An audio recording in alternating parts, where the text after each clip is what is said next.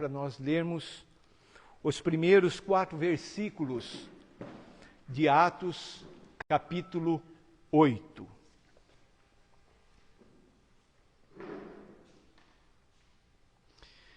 E Saulo consentia na sua morte. Naquele dia levantou-se grande perseguição contra a igreja em Jerusalém.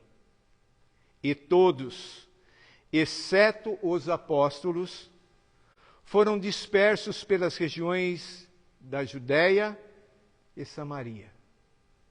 Alguns homens piedosos sepultaram Estevão e fizeram um grande pranto sobre ele. Saulo, porém, assolava a igreja, entrando pelas casas e, arrastando homens e mulheres, encerrava-os no cárcere. Entre mentes, os que foram dispersos iam por toda parte pregando a palavra. Vamos orar. Papai,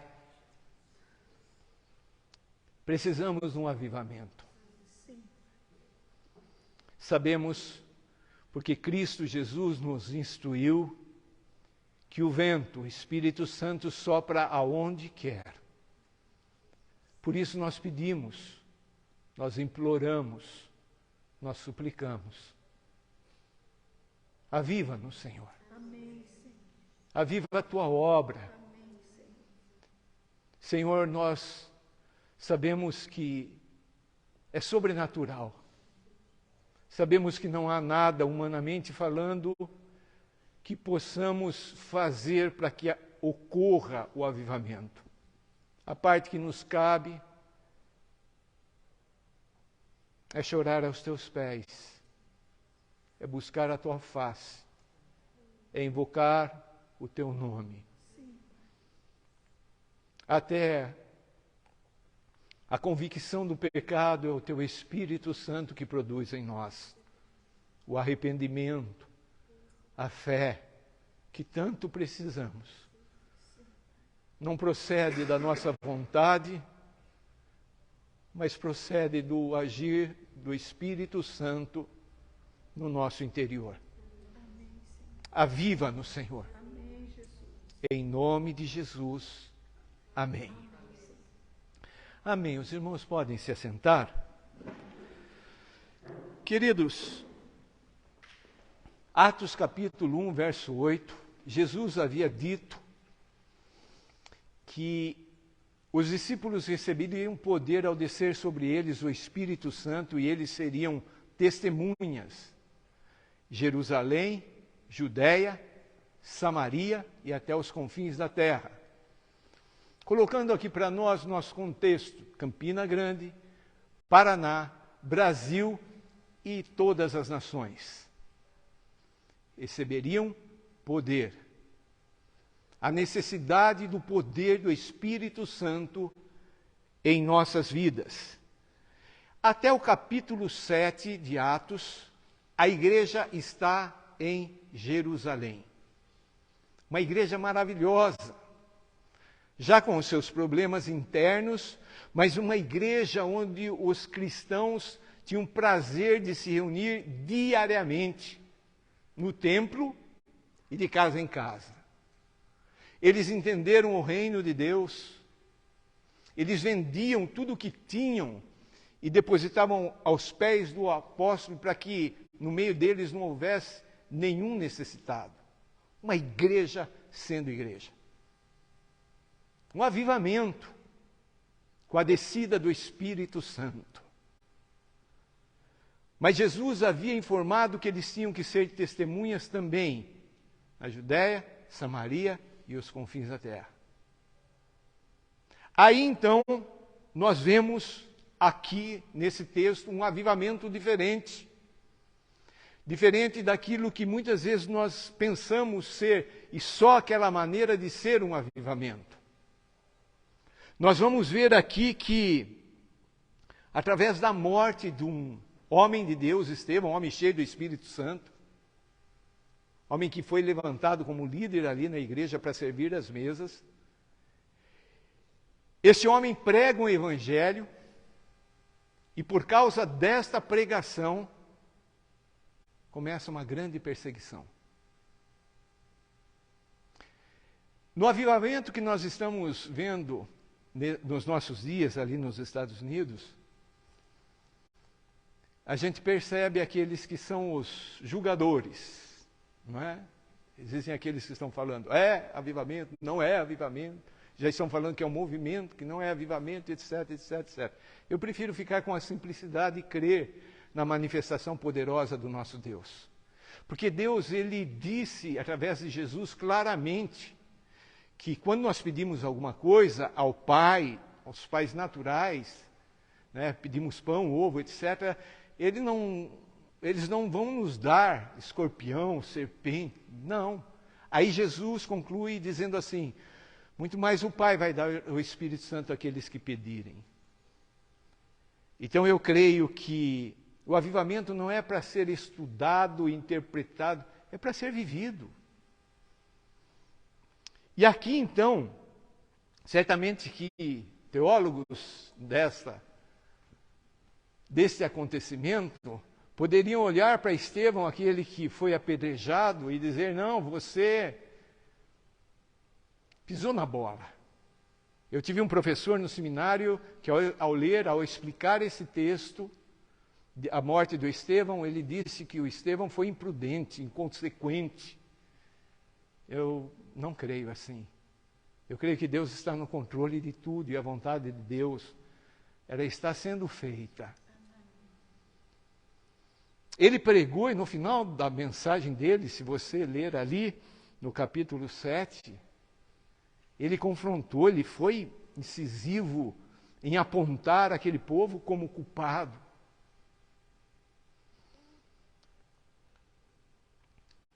Vamos olhar aqui para esse avivamento? O primeiro ponto é a morte provocou grande perseguição. Verso 1. E Saulo, depois Paulo, não é? Consentia na sua morte. Então, Estevão morreu. Foi apedrejado.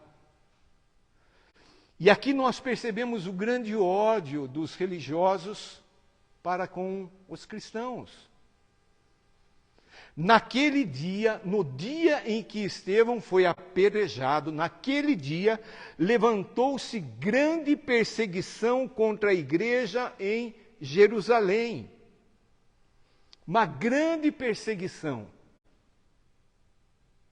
O que está acontecendo? As lutas, os problemas, as dificuldades, muitas vezes as enfermidades. Quando olhamos para a vida de Jó, nós entendemos que tudo aquilo estava contribuindo para o bem dele, embora no momento do sofrimento a gente não tenha clareza disso. Mas a nossa fé nos mantém firmes, porque sabemos que Ele é Deus e a história é regida por Ele. Oramos por esses países, não entendemos, vemos o sofrimento dessas pessoas. Deus está fazendo a coisa certa, não da maneira que muitas vezes nós esperamos e aguardamos. Muitas vezes é necessário passarmos pelo vale da sombra da morte, para sabermos que Jesus, o bom pastor, Deus está conosco ali. Então, o primeiro ponto, a morte provocou essa grande perseguição. Olha o verso 3. Saulo, porém, assolava a igreja, entrando pelas casas e arrastando homens e mulheres, encerrava-os no cárcere. Mais tarde, Paulo vai dar, esse Saulo que depois é chamado de Paulo, ele vai dar o testemunho que até as crianças, quando nós lemos assim de relance somente, nós não entendemos e não sentimos a profundidade do que está acontecendo. Ele estava assolando, ele estava entrando nas casas, arrastando as pessoas, levando para o cárcere. O sofrimento, a dor, os gritos, o desespero. Coisa terrível. Mas é a igreja do Senhor Jesus. Aqui não fala, e certamente eles não estavam passando por isso por causa de um pecado específico, por causa de uma desobediência, por causa de uma ação contra o Deus poderoso, não. Muitas vezes a nossa mente se limita a isso. Eu estou passando por problema, é porque eu estou em pecado. Muitas vezes nós não percebemos a mão poderosa de Deus nesses momentos de dificuldade. Os discípulos precisaram passar pela tempestade para ver que aquele que estava dormindo ali no barco é poderoso sobre tudo. Nós temos passado por lutas, por dificuldades, por problemas. Não entendemos, mas cremos que Deus está regendo a nossa história. Isso não significa que não hajam lágrimas, dores, desespero. Mas quando somos ali massacrados, surge lá no mais íntimo do nosso ser aquilo que agrada a Deus, que é a fé. Então a morte provocou esta grande perseguição. Um crente cheio do Espírito Santo pregou na unção do Espírito Santo, foi apedrejado, morreu, e naquele dia então começou uma grande perseguição a toda a igreja. O ponto 2, a perseguição provocou grande dispersão. Todo mundo foi disperso. Você pode imaginar uma situação dessa em que você é crente em Cristo Jesus e vem uma perseguição avassaladora e as pessoas começam a se espalhar, fugir, se dispersar, deixando tudo para trás, deixando a casa, deixando o emprego, deixando tudo. Para quê? Para não morrer, para não apanhar, para não ser preso. E aqui no verso 4 diz: entre mentes, os que foram dispersos iam por toda parte pregando o evangelho. Vamos voltar ali no verso 1. E Saulo consentia sua morte. Naquele dia levantou-se grande perseguição contra a igreja em Jerusalém. E todos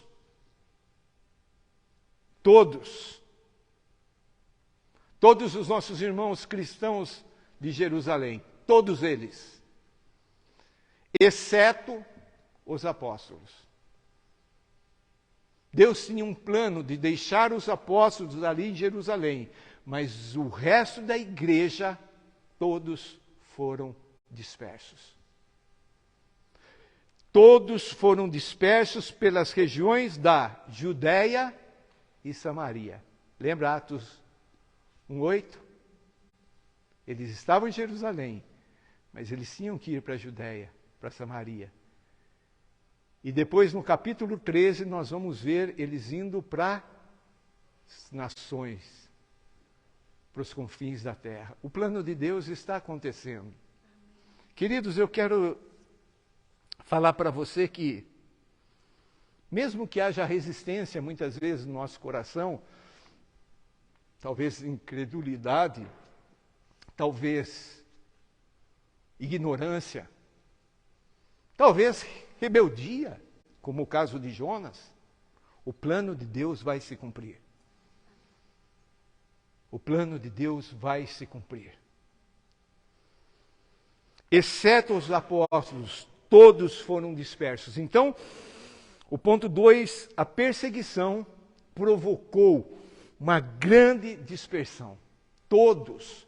Alguns historiadores, alguns arqueólogos dizem que grande parte de Jerusalém se converteu a Cristo Jesus. Então foi um envio missionário sobrenatural, em que as mãos de Deus usou essa perseguição, as mãos de Deus usaram essa perseguição para que o povo, na sua totalidade, exceto os apóstolos, fossem enviados. Coisa maravilhosa. Essa é a função da igreja. Eles estavam bem ali. estavam crescendo, contavam com a simpatia dos povos, se reuniam dia a dia, reunião no templo, célula, grupo familiar, igreja nas casas, tendo aquela comunhão gostosa, repartindo pão, pregando a doutrina dos apóstolos, oração. Mas Deus, Ele move para que o plano dele, o propósito dele fosse cumprido. Então a morte provocou grande perseguição. A perseguição provocou grande dispersão. E o ponto 3, a dispersão provocou grande evangelização. Você sabia que a igreja que mais cresce no mundo, ela está num país comunista, China, que é proibido, que tem sacrifício. Nunca se matou tanto cristão como nos dias de hoje. E a igreja que mais cresce. Talvez a igreja brasileira esteja precisando de uma perseguição. Porque nós temos nos acomodado como igreja. A dispersão provocou grande evangelização. Voltemos ali no verso 4. Entre mentes, os que foram dispersos iam por toda parte, fazendo o quê? Pregando a palavra. Talvez se Deus perguntasse, alguém quer ir?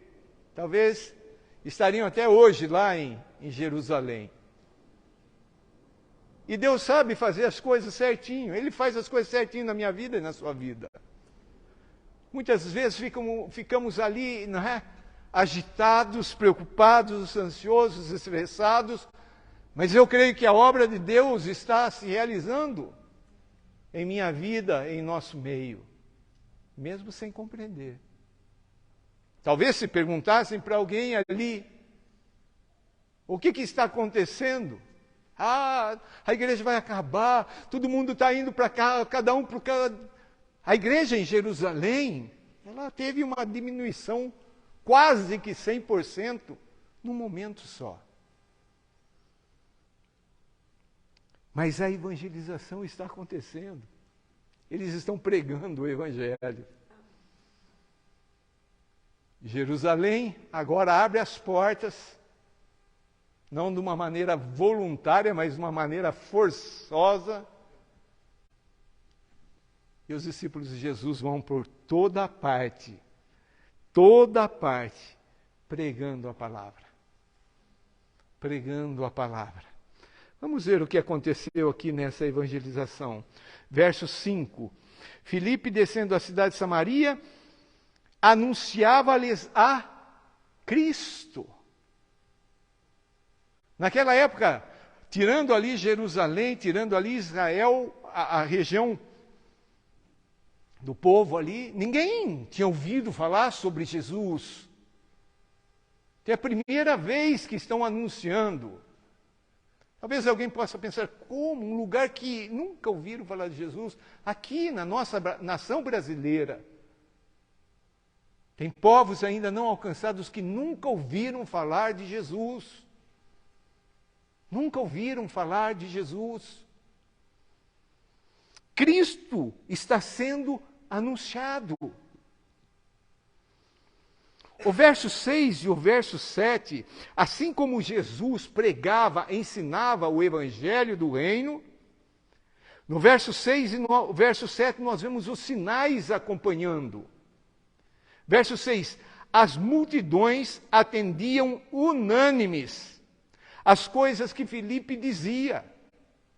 Avivamento tem essa marca, do povo ficar sedento por ouvir acerca de Cristo, acerca de Deus. Deus coloca uma fome, um apetite, uma sede por Ele e pelas coisas dEle, que não são coisas promovidas por nós homens, Por melhor que possa ser o pregador, se o Espírito Santo não colocar fome e sede no nosso coração, nós morremos sedentos, famintos, porque nós nem sabemos como e onde buscar. Não temos forças. Mas quando o Espírito Santo, ele coloca, as multidões atendem unânimes. Filipe, um só está anunciando o Evangelho, pregando a Cristo Jesus, contando a história da cruz, trazendo ali os ensinamentos de Jesus, trazendo ali os milagres de Jesus. E as multidões atendiam unânimes. Por que isso aconteceu? Porque houve uma perseguição que veio através de uma morte e que causou uma dispersão. E agora então, uma grande evangelização. Continuando ali, no verso 6. As multidões atendiam unânimes às coisas que Filipe falava, ouvindo-as e vendo os sinais que ele operava. Jesus, em Marcos, ele disse: ide por todo mundo, pregar o Evangelho, e esses sinais acompanharão os que crerem. Eu sei que muitos falam que essas coisas e a própria manifestação do Espírito Santo era para aquela época. Mas eu vejo que é para toda a época. E nós precisamos dessa unção do Espírito Santo e precisamos também manifestar os sinais que ele operava. Eu ministrei uma palavra aqui no retiro sobre oração, unção e missão. E quando eu estava pregando, eu lembrei de um testemunho que o Jonatas deu quando ele ainda nem tinha feito a escola de missões, nada. Ele trabalhava no hospital Angelina Caron. E ele subiu aqui nervoso, com 2 laudos médicos, lembra disso? Uma velhinha, uma senhora que ele conheceu lá, tomada de câncer e que ia morrer. E aí ele, de uma maneira bem simples e objetiva, ele falou: aqui está o laudo que ela tinha câncer, e ele orou com ela, e aí ele mostrou o outro bem rapidinho, não fez nenhum drama, não fez nenhum... Ele falou: olha, aqui está o outro que ela não tem mais nada, Deus curou. Irmãos, nós precisamos de um avivamento. Sinais que ele, Filipe, o evangelista, estava manifestando. Quando a gente tenta levar a vida cristã na nossa força, na nossa carne, é desgastante, é cansativo, é frustrante. Mas no poder do Espírito Santo, recebereis poder ao descer sobre vós o Espírito Santo. Então, este evangelista, Filipe, ele saiu na dispersão e ele está pregando ali na Samaria, e ali então a multidão está atendendo unânimes, ou sejam, todos, aquilo que Filipe estava dizendo, aquilo que ele estava pregando. Estavam vendo também os sinais que ele operava. Olha o verso 7. Pois os espíritos imundos de muitos possessos saíam gritando em alta voz. Os demônios eram expulsos, como Cristo Jesus. Ele não está inventando nada. Ele está simplesmente seguindo aquilo que o Mestre Jesus havia feito. Quando a gente fala sobre possessão maligna, parece que também é uma coisa antiga. Eu venho de uma época em que nos cultos aconteciam. Eu lembro-me uma vez lá em Curitiba, num seminário que estávamos tendo, um grupo de irmãos de São Paulo ministrando sobre libertação. E chegou na hora da oração, houve uma manifestação. uma pessoa possessa, o espírito maligno se manifestou. A pessoa foi liberta. Mas depois, conversando, uma irmãzinha que congregava conosco, lá em Curitiba, ela compartilhando que quando o pastor estava ministrando sobre possessão demoníaca e essas coisas, ela, no coração e na mente dela, ela estava pensando, não acredita, essas coisas não existem. E tal, e tal, e tal. Tem muitos crentes que não acreditam nisso.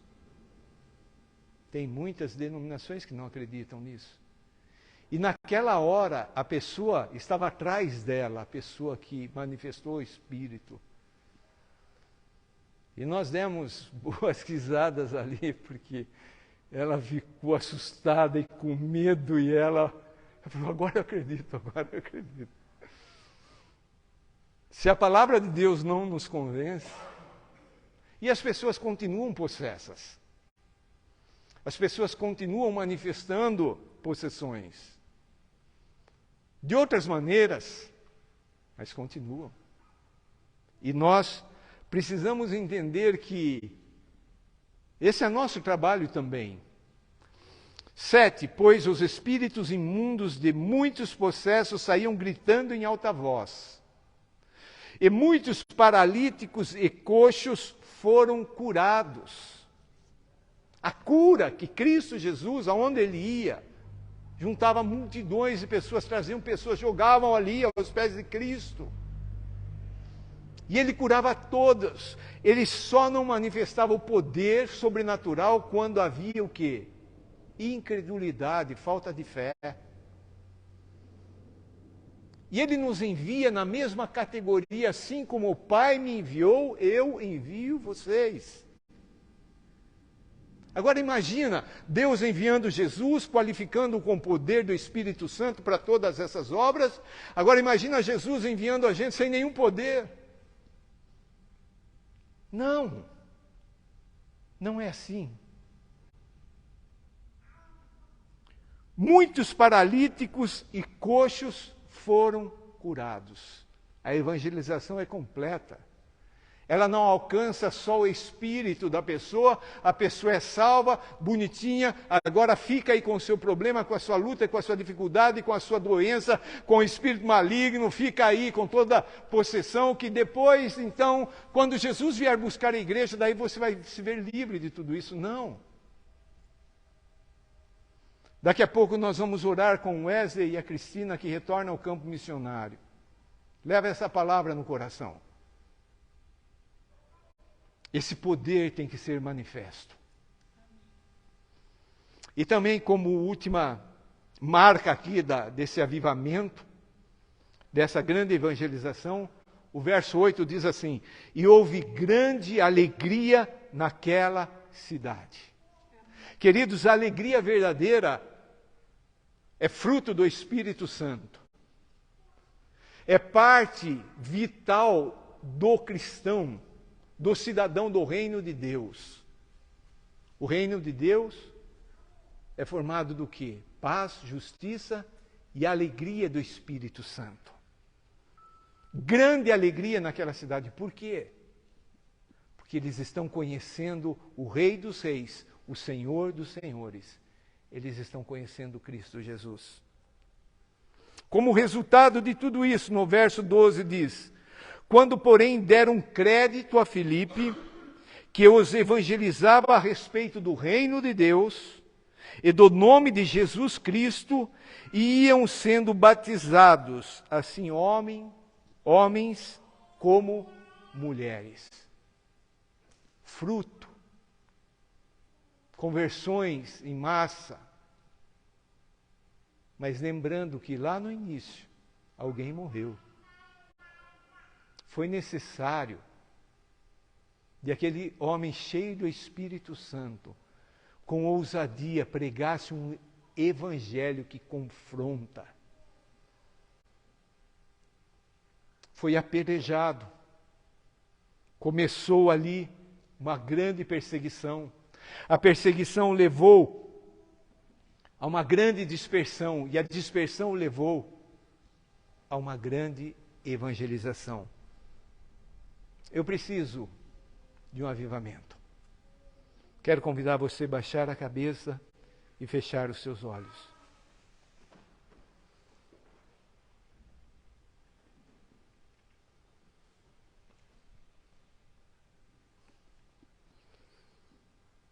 Papai,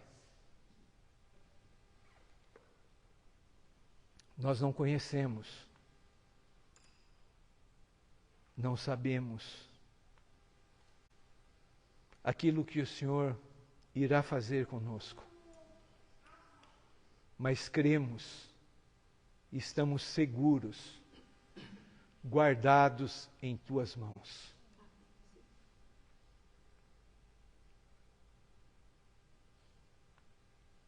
O Senhor sabe o que é necessário acontecer. E eu creio que o Senhor fará acontecer. Tu sabes, papai amado, do temor, medo. Ao enfrentarmos coisas novas, ao pensar em perseguição. Mas sabemos que ali o Senhor estará conosco, nos fortalecendo, nos capacitando, nos ungindo, nos dando a palavra a ser compartilhada, nos dando o poder para enfrentarmos todas as hostes do maligno, para curar os enfermos, para anunciar Cristo Jesus, para pregarmos o reino de Deus. Papai, a Tua palavra é clara em sinalizar o final dos tempos como um tempo difícil.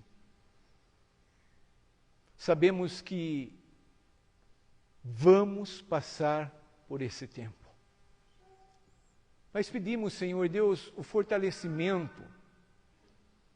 Pedimos, Senhor Deus, que o Senhor aumente a nossa fé.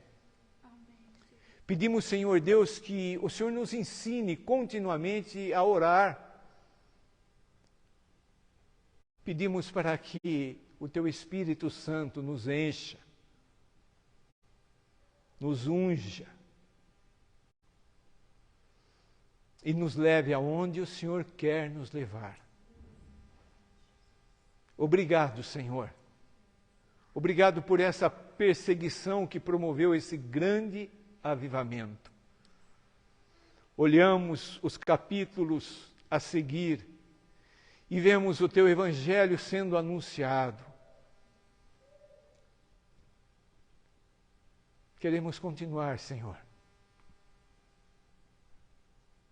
a obra que o Senhor iniciou em nós, na individualidade, como igreja, igreja local, igreja brasileira. Sopra, Espírito Santo de Deus. Aviva a Tua obra. Esse é o nosso clamor. Ficamos esperando, Senhor, como os discípulos esperaram ali em Jerusalém, até que a promessa, até que o derramar do Espírito Santo, até que o poder viesse sobre eles. Enquanto estivermos assim, Pai, leva-nos a orar. Orar, orar, orar, até o dia que o Senhor resolver soprar sobre nós esse avivamento, essa unção que tanto precisamos. Nós te pedimos isso, Senhor, em nome de Jesus. Amém. Amém, amados. Graça e paz. Deus abençoe em nome de Jesus. Agora nós teremos um tempo de oração com os missionários Wesley e Cristina.